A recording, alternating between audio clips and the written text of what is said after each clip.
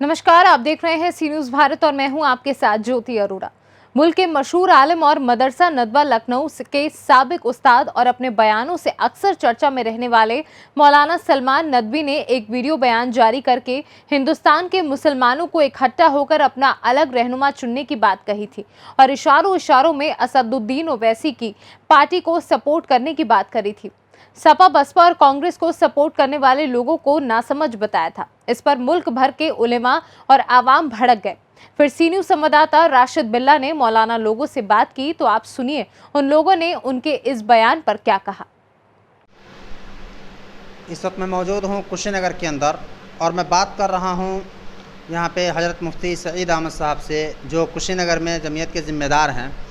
मैं बात कर रहा हूँ मौलाना सलमान नदवी साहब ने जो बयान दिया है कि मुसलमानों को इकट्ठा होना चाहिए, मुत्तहिद होना चाहिए और हिंदुस्तान के अंदर कोई एक कायद होना चाहिए जिसको सभी लोग अपना कायद माने और वो सियासी रहनुमाई करे। और उन्होंने और भी बयान दिया है जिसमें उन्होंने सपा और बसपा कांग्रेस को धुलाई भी किया है, जिसमें उन्होंने कहा है कि ये लोग मुनाफिकत करते हैं और इन लोगों ने मुसलमानों को लूटा है, चूसा है और भी बहुत सारी बातें उन्होंने कही है। तो उसी पे हम बात कर रहे हैं कि मौलाना सलमान नदवी के जो बयान हैं उस बयान से मुसलमानों को कितना फ़ायदा होगा और कितना नुकसान होगा, क्योंकि 2022 चुनाव बिल्कुल करीब है और 2022 चुनाव के आते ही ये सारे बयानात आ रहे हैं। और इसी बीच में हैदराबाद की जो पार्टी है असदुद्दीन ओवैसी साहब की, वो पार्टी उत्तर प्रदेश में कदम रख रही है और उन्होंने 100 सीटों पर चुनाव लड़ने का फ़ैसला भी कर लिया है, जिसको लेकर के काफ़ी ज़्यादा हंगामा है। उस बीच में ये बयान आ जाना, तो क्या जो पार्टियां मुसलमानों का वोट लेती हैं जैसे सपा है, बसपा है, कांग्रेस हैं, तो इन पार्टियों को कितना फ़ायदा होगा, कितना नुकसान होगा और इनके बयानात से मुसलमानों को कितना फ़ायदा होगा। तो मुफ्ती साहब, कितना फ़ायदा होगा मुसलमानों को इनके बयानात से या फिर नुकसान होगा?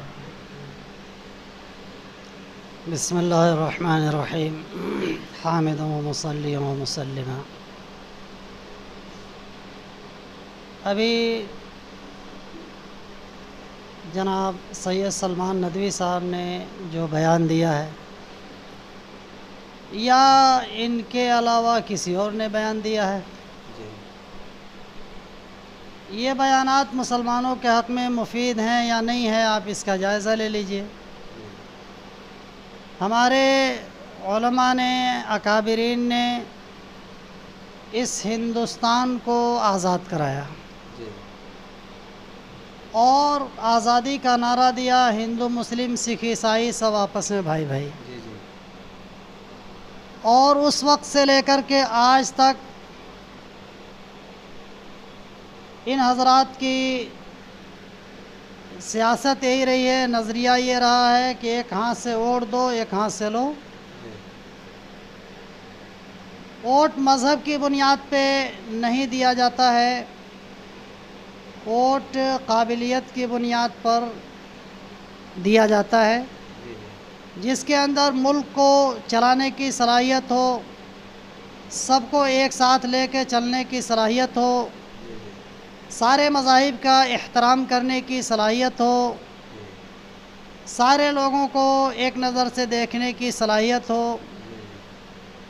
ऐसे अफराद को मुंतखब करना चाहिए, चूँकि हिंदुस्तान ये सेकुलर स्टेट है और इस हिंदुस्तान के अंदर हर एक के लिए आज़ादी है। वोट देने की भी आज़ादी है, वोट लेने की भी आज़ादी है। आपको कहीं वोट देना पड़ेगा और कहीं वोट लेना पड़ेगा। ऐसे हालात के अंदर अगर सारे मुसलमानों को आप इकट्ठा किसी एक झंडे के नीचे कर देते हैं और आप चाहते हैं कि मुसलमान सारी पार्टियों को छोड़ छोड़ करके एक पार्टी में जम हो जाए, तो गोया आपने हिंदुस्तान के सेकुलर किरदार को मजरूह किया है। हिंदुस्तान का सेकुलर किरदार तो ये है कि हमें वोट देना भी है, लेना भी है। अगर आप कहीं पे 10% हैं, कहीं 20% हैं, कहीं 25% हैं, कहीं 30% हैं, अगर आपने पूरे तौर पे अपने लोगों को एक झंडे के नीचे इकट्ठा कर दिया तो 10%, 20%, 30% ही कर पाएंगे, जबकि आपकी वोट की जो फ़ीसद है वो 50 से ऊपर होना चाहिए। तो यकीनन आपको जीतने के लिए 20% 30% दूसरों को के वोट को लेना होगा। जब आप खुद ही सारे लोगों के वोट को, अपने वोट को आपने जमा कर लिया और किसी को आप नहीं देना चाहते हैं, तो दूसरे लोग क्या पागल हैं कि आपको अपना वोट दे देंगे? और दूसरे लोग अगर आपको वोट नहीं देते हैं, आप अपने वोट को अपने ही खाते में रखते हैं, दूसरे को आप खुद नहीं देते हैं, तो दूसरे लोग किस बुनियाद पर देंगे वोट? जैसे जिन साहब का आपने नाम लिया है, वो कह रहे हैं कि मौलाना अरशद मदनी साहब क़यादत करें, मैं 40 पार्टियों को ला करके उनके कदमों में डाल दूंगा। एक तरफ आप बयान दे रहे हैं कि सारे मुसलमान एक झंडे के नीचे आ जाएं, और दूसरी तरफ सारी 40 पार्टियां के आप क्या रहनुमा हैं, ठेकेदार हैं कि सारी 40 पार्टियां आपके साथ जुड़ करके और जो है उनके कदमों में आ जाएंगी। आप अपनी कौम को तो इकट्ठा एक तरफ भेज रहे हैं और 40 पार्टियों के आप रहनुमा बन रहे हैं और कह रहे हैं कि मैं 40 पार्टियों को लाके इकट्ठा कर दूंगा। अगर सारी पार्टियों से मुसलमान निकल करके और एक तरफ आ गया, तो वो सारी पार्टियां आपके पीछे किस बुनियाद पर आएंगी, आप हमें बताएं, और कैसे इकट्ठा हो जाएंगी? और इन 40 पार्टियों ने कब आपको अपना रहनुमा चुन लिया है कि वो आपके पीछे चलेंगी? एक बात समझिए, हिंदुस्तान सेकुलर स्टेट है, यहाँ का जो संविधान है सेकुलर है। आप ये जो इलेक्शन लड़ रहे हैं, ये कुफ्र व इस्लाम की सेकुलर हिंदुस्तान को चलाने की बात है, जहाँ सैकड़ों किस्म के जो है कौमें और ज़ात और मज़हब के लोग रहते हैं, और हर एक को साथ लेने और चलाने की बात है। तो अगर आप सिर्फ इस्लाम की बात करते हैं, तो इसका माना यह है कि आप दूसरों के मज़ाहिब को जो है आप जो है पामाल करेंगे, दूसरे के मज़हब का आप ख्याल नहीं करेंगे। ऐसा इंसान चाहिए यहाँ पे जो सारे मज़ाहिब को जोड़ने वाला हो, सबका एहतराम करने वाला हो, मस्जिदें भी महफूज हों, मंदिर भी महफूज हों, गुरुद्वारे भी महफूज हों, हर कौम के रहनुमा की इज़्ज़त हो, सारे लोग अपने अपने जो है मज़हब पे अमल करने के अंदर आज़ाद हों। ऐसा रहनुमा चाहिए ना। अगर मुसलमान के अंदर ये सलाहियत है तो मुसलमान को मुंतखब कर लीजिए, हिंदू भी मुंतखब करे, आप भी कर लीजिए। अगर हिंदू के अंदर ये सलाहियत है मुल्क को चलाने की, मज़हब को चलाने की नहीं, यकीनन मजहबी मैदान के अंदर हम जो है गैर मुस्लिम को मजहबी मैदान में रहनुमा नहीं मानते। वो रहनुमा तो हमारे उलमाए किराम हैं, हमारे अकाबरीन हैं। हमारे अंदर भी हमारे बहुत सारी तंजीमें हैं और बहुत सारे फ़िरक़े हैं, हर एक के अपने मजहबी रहनुमा हैं। वो अपनी मजहबी रहनुमा के मज़हब के मामले में मजहबी रहनुमा की बात मानते हैं। यहाँ हिंदुस्तान के चलाने की बात है। हिंदुस्तान की बुनियादी ज़रूरत जो यहाँ के लोगों की बुनियादी ज़रूरत है, रोटी कपड़ा और मकान, उसको देने की बात है। कोई आदमी धर्म से ऊपर उठ कर के हर ज़ात की, हर मज़हब की, हर कौम की रहनुमाई करने के लिए तैयार हो और हर एक को जो है इस हिंदुस्तान के अंदर हक़ देने के लिए तैयार हो। वो मज़हब की बात ना करता हो, सारे मज़ाहिब की बात करता हो कि हमारी हुकूमत आएगी तो हम सारे मज़ाहिब का एहतराम करेंगे और सारे गरीबों को एक साथ जो हम एक नज़र से देखेंगे। ये नहीं कि मुसलमान गरीब है तो उसको ज़्यादा देंगे और जो है हिंदू गरीब है तो उसको कम देंगे। सारे गरीबों को एक नज़र से देखेंगे, एक साथ देंगे, एक साथ लेकर। अच्छा मुफ्ती साहब, एक और बात है कि अगर मुसलमान, ये उम्मीद है कि मौलाना के बयानात से तमाम हिंदुस्तान के मुसलमान इकट्ठा एक कायद किसी को मान लेंगे, आपको लग रहा है ऐसा? नहीं, ऐसा नहीं हो सकता है। आखिर क्यों नहीं हो सकता वजह? आप एक बात समझ लीजिए कि हमारे अकाबरीन में मौलाना अरशद मदनी साहब दामत बरकातहुम कभी इस तरह का बयान नहीं देते।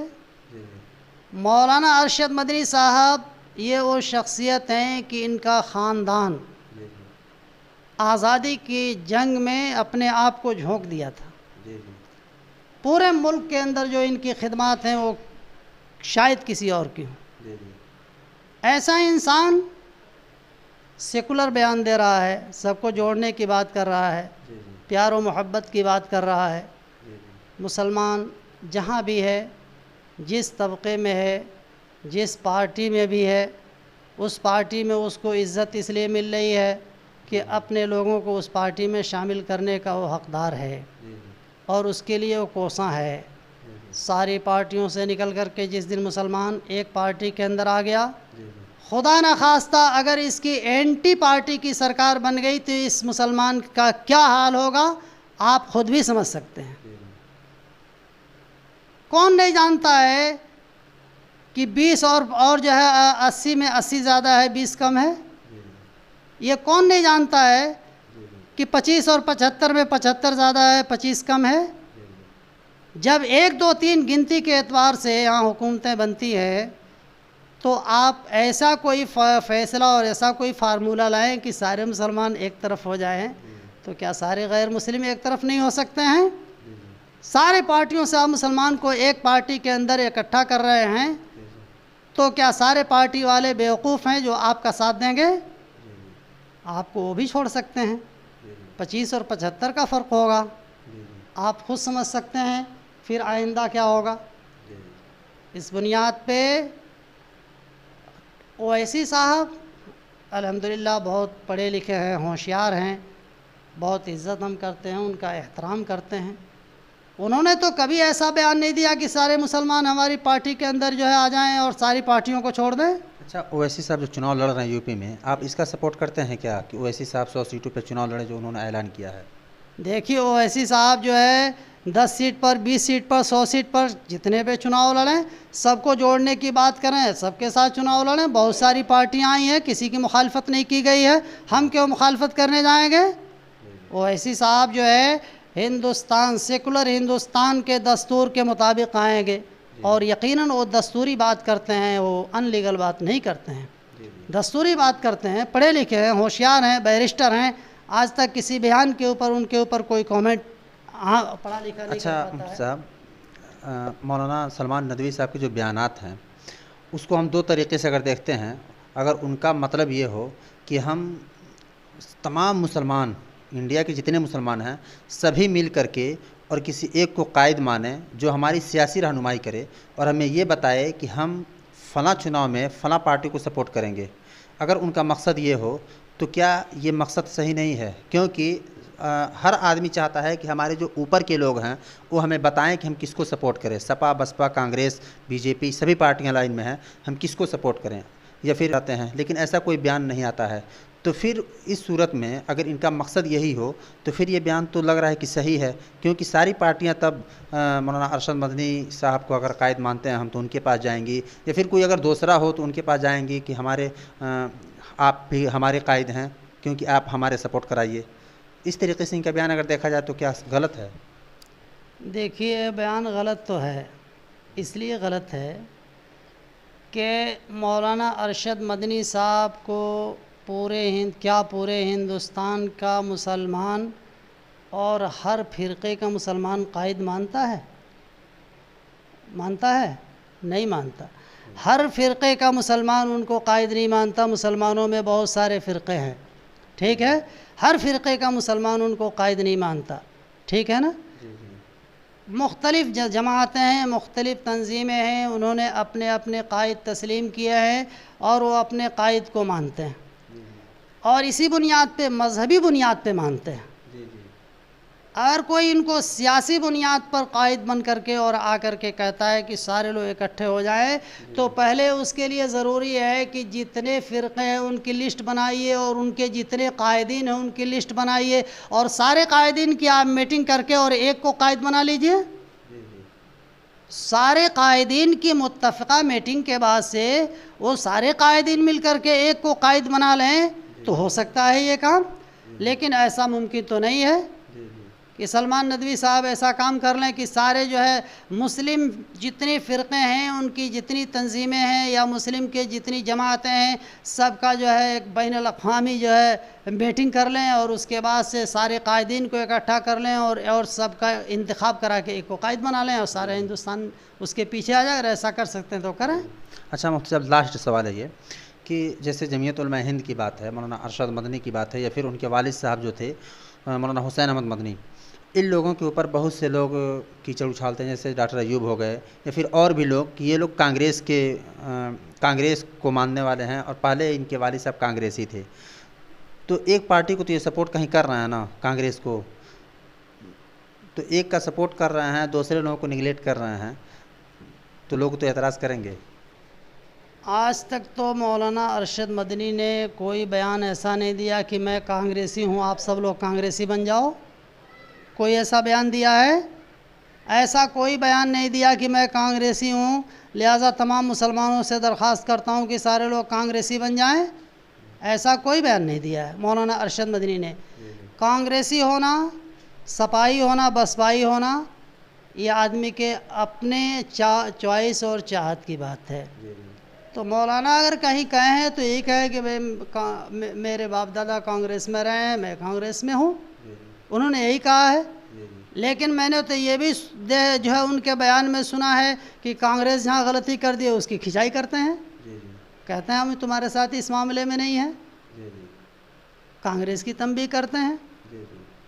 और मैंने ये भी सुना है उनके बयान में कि इस हिंदुस्तान के अंदर जो सेकुलर पार्टियां हैं और जिन इलाक़ों में जो सेकुलर पार्टी दस्तूरी लिहाज से काम कर रही है और वो थोड़ी सी बढ़त में भी है, मुसलमान उसका साथ दें, उन्होंने ये बयान दिया।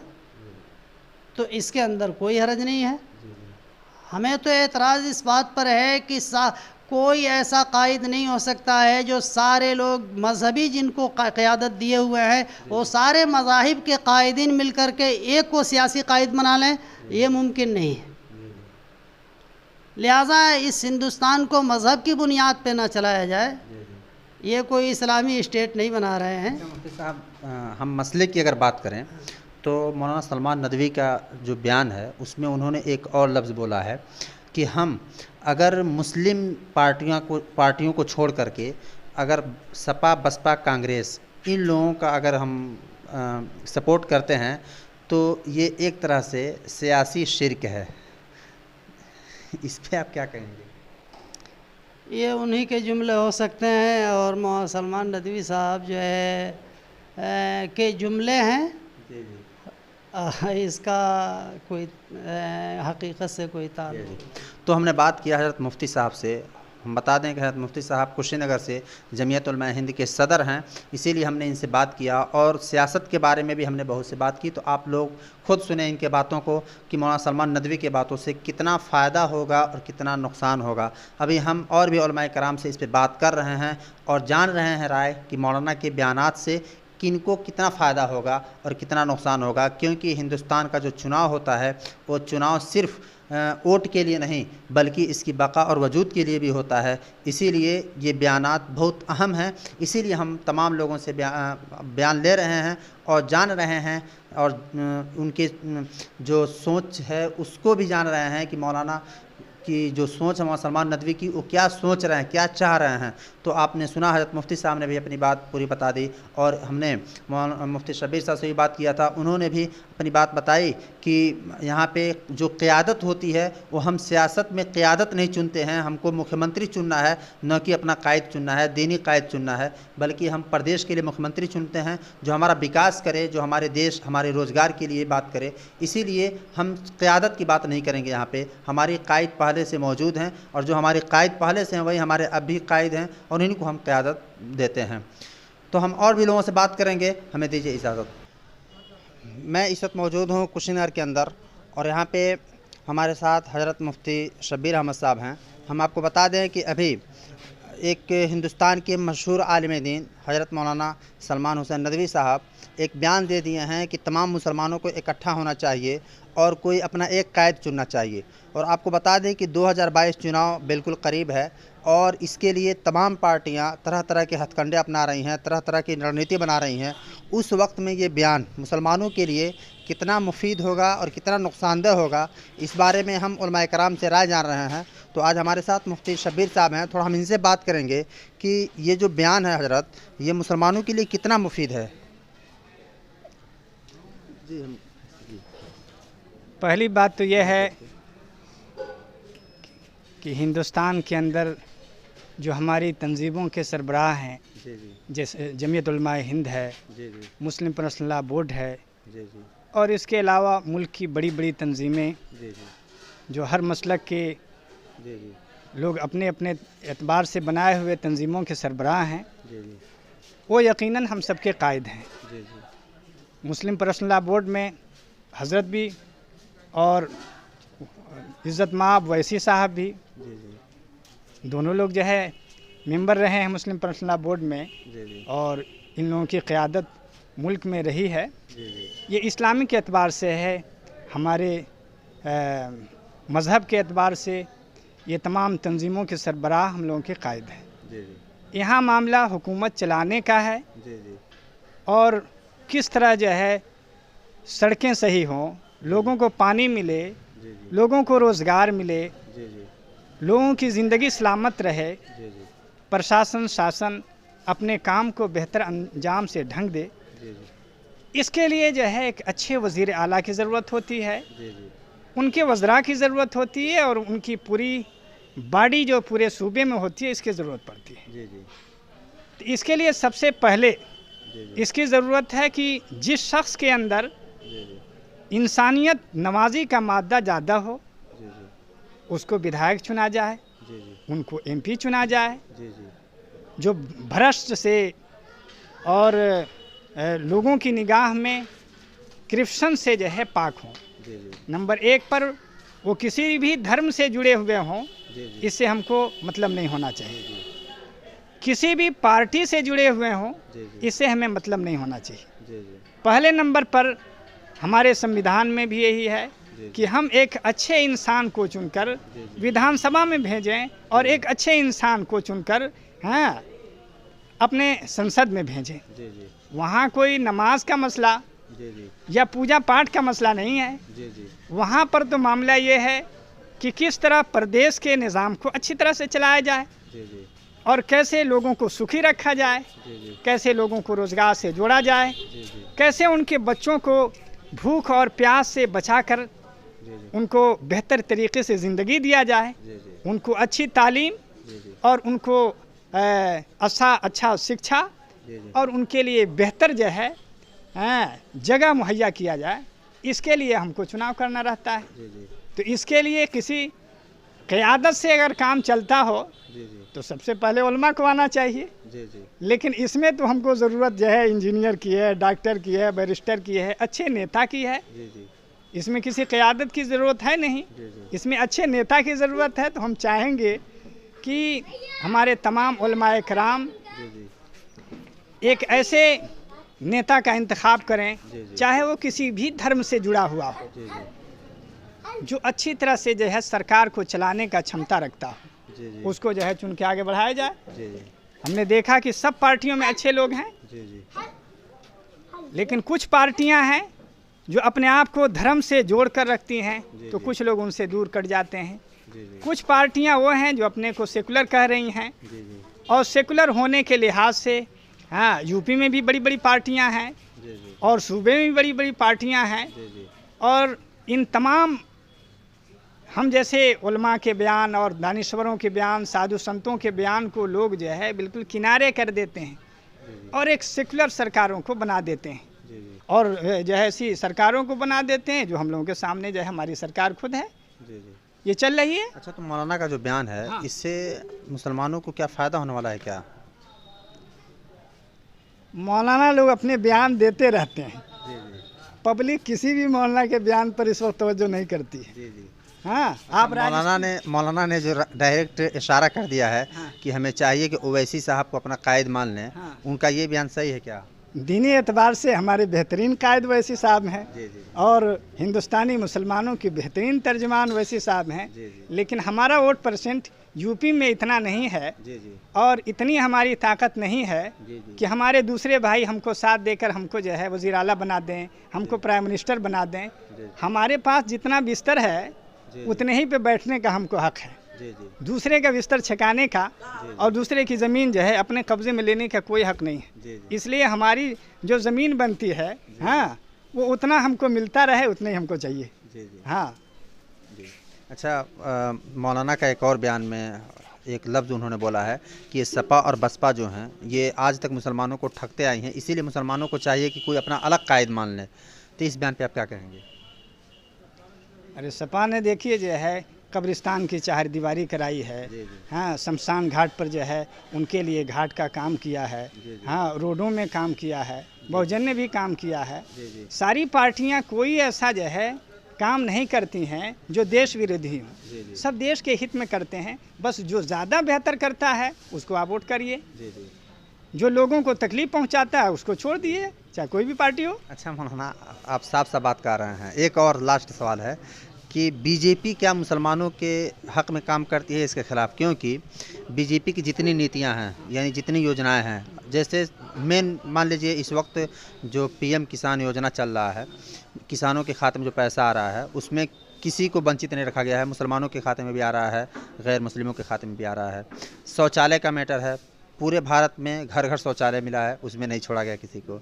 इसके अलावा राशन देख लीजिए, राशन में अगर उनको मिल रहा है तो हमको मिल रहा है। अगर तेल का दाम बढ़ा है तो उनके लिए बढ़ा है, हमारे लिए बढ़ा है। तो बीजेपी हमारी दुश्मन कहाँ से बनती है? किसने कहा कि वो हमारी दुश्मन है? जी जी बीजेपी को दुश्मन किसने कहा? जी जी भाई हम जो है मुसलमान हैं, जी जी हमको जो है मस्जिद चाहिए नमाज के लिए, जी जी हमको इबादत के लिए जगह चाहिए, हमारे मदरसे दीनी दरसगाह हैं, जी जी इन सब की हिफाजत चाहिए। जी जी हाँ, अगर बीजेपी सरकार इनकी गारंटी लेती है, हिफाजत के करती है जी जी और इसको जो है अमली तौर पर पेश करेंगे जी जी तो मुसलमान इन्हीं का साथ देना शुरू कर देंगे। जी, जी। मुसलमानों को चाहिए कि इनकी सेफ्टी और हिफाजत हो। जी जी हमारे बड़े बड़े उलमा इस बात को कहे हैं जी। कि हमको जो है किसी जो है नफ्से पार्टी से नहीं मतलब है, जी जी हमको इससे मतलब है कि धर्म और जाति को हर आदमी अपने तक रखे। जी जी हमारे हिंदू भाई अपने जो है मंदिर में जाए, मुसलमान भाई मस्जिद में जाए, जी। हाँ, वो उसके धर्म से ताल्लुक़ रखता है। जी जी यहाँ पर ज़रूरत जो है, जैसे आपने राशन का बताया, किसान योजना का बताया, फलाने का बताया, आवास का बताया, ये सारी चीज़ें जी जी भाजपा सरकार कर रही है। जी जी हाँ, हम उनकी सराहना करते हैं, बहुत अच्छी चीज़ है। जी जी हाँ, और वो इस काम में मेहनत कर रहे हैं जी, जी। और उनका हक है, इंसानियत के नाते हमारे साथ उनको करना ही चाहिए, हमको करना चाहिए। जी जी मुसलमान जो थोड़ा से उनसे दूरी कुछ मुसलमान उनसे जो दूरी बरतते हैं वो सिर्फ धर्म के बुनियाद पर, जी जी और वो भी जो है सियासी लोगों में कम है। जी जी पीछे जो इनके कुछ आदमी हैं वो लोग लोगों में भड़काते हैं कि हम लोग बहुत जो है मतलब हम लोग में हिंदुवाद है, हाँ, ये कर देंगे वो कर देंगे, उसके वजह से है। भाजपा फी नफ से ही जो है आप देखिए पूरे मुल्क में, जी जी हाँ, काम वो भी कर रही है मेहनत से। देश को बढ़ाने में तमाम पार्टियों के साथ जी जी भाजपा का भी योगदान है। जी जी बस इनके अंदर यही है कि आगे के लिए ये वोट मांगना चाहते हैं जी। या चाहते हैं आगे काम करने के लिए, तो धर्म को बीच में से हटाकर जी। इंसानियत के बुनियाद पर, जैसे ये मुल्क जमहूरी मुल्क है जी, जी। जिसमें हिंदू मुस्लिम सिख ईसाई सब धर्मों के लोग रहते हैं, जी, जी। सबको लेकर साथ चलें और विकास के नाम पर वोट मांगें और सभी मांगें। जी। कोई जो है धर्म के बुनियाद पर ना कहे कि हम मुसलमानों के साथ हैं तो कोई कहे हम हिंदुओं के साथ हैं, जी। नहीं, कोई किसी के साथ ना रहे। जी। सब जो वोट मांगें मुल्क में, जी। वो जो है विकास के नाम पर मांगें, भारत देश को बढ़ाने के नाम पे मांगें और इस बुनियाद पर जो है जीत कर आएँ, जी जी तो वो जो है भारत के हक में बेहतर रहेगा। जी जी। तो आपने सुना, हमने बात किया हज़रत मुफ्ती शब्बीर साहब से। इन्होंने बहुत अच्छे अंदाज में समझाया और किसी को भी नहीं छोड़ा इन्होंने। अगर हमने बीजेपी के बारे में बात किया तो तो लोग उसको अपना दुश्मन मानते हैं, लेकिन इन्होंने उसे दुश्मनी से भी हटा दिया और कहा कि बीजेपी हमारी कोई दुश्मन नहीं है, जो योजनाएं सबके लिए हमको मिल रही है। बस ये है कि जात और धर्म के नाम पे जो राजनीति होती है वो नहीं होना चाहिए, और अगर बीजेपी जात और धर्म की राजनीति भी निकाल दे तो वो भी तमाम पार्टियों जैसे हमारे लिए एक पार्टी है। तो इसी तरह से हम और भी उलमाए कराम से बात करेंगे, आम जनता से बात करेंगे, और इस बयान के बारे में हम पूछेंगे कि जो मौलाना सलमान नदवी साहब बयान दे रहे हैं वो बयान कितना सही है, क्योंकि अभी इससे पहले उन्होंने बाबरी मस्जिद के बारे में बयान देकर के पूरे हिंदुस्तान में एक आग फैलाने जैसा काम किए थे, जो काफ़ी ज़्यादा नुकसानदेह हुआ था। तो ये बयान भी जो उनका चल रहा है अभी कि मुस्लिम इकट्ठा हो जाएं, एक कायद चुन लें, कि इस बयान से भी यहाँ के मुसलमानों को या फिर उत्तर प्रदेश की राजनीति में एक नई हवा न चल दे और इससे कोई नुकसान न हो जाए, इसीलिए हम लोगों से बयान ले रहे हैं और उनका नज़रिया जान रहे हैं। कुशीनगर से सी न्यूज़ संवाददाता राशिद बिल्ला की रिपोर्ट। इस खास खबर में फिलहाल के लिए इतना ही। देश और दुनिया की तमाम बड़ी खबरों के लिए आप देखते रहिए सी न्यूज़ भारत।